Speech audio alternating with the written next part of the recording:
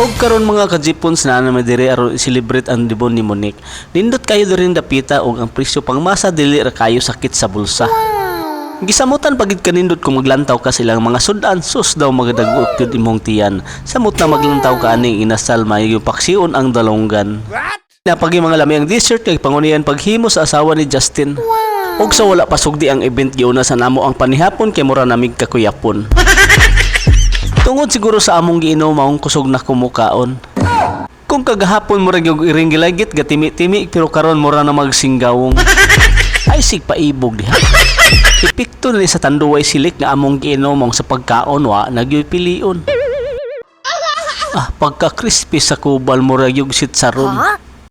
Og dinhi akong pangutan-on akong katapad kay way tingog-tingog murag hapit naman ni matukan. Kung si kasulti nimo. Ug sulit jud kaayo ang kinan-anay diring dapita pero tinamong busuga maglisod na miginhawa tungod sa kapunga. Og unya ni duol si Brad Julian sa among lamisa nangutana kung say kulang. Mao to akong giingnan nga wa gid siya magkulang kay gihatag na niya ang tanan. Mura magwitir sa Magnolia. Og dinhi mga idol ni paso na gyud ang 18 candle. Shout out kay kuani ni Justin Espinosa. Thank you idol.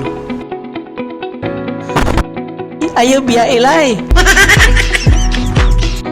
Pagka-gentleman aning tawhan. Kinakagunit yun ba? Ana yun lay. Gunitin nyo.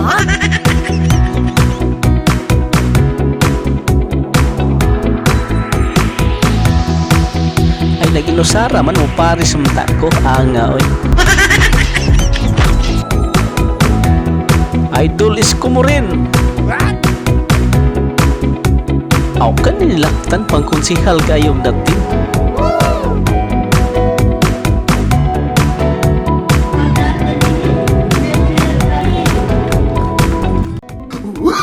Wala ba ka ni malipat sa iyong partner tawhana? Kinaginusara naman nigpasong usa.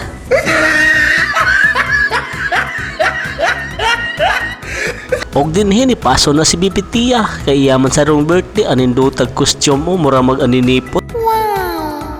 Finally ni paso na gyud ang gadibo pagkatahumong sudongon. Daw sama ka sa mga bituon nga midayan-dayan sa kalangitan.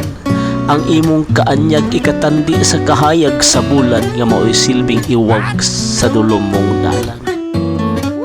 Maong ayaw gayud kahadlok-lupad sa imong mga pangandoy.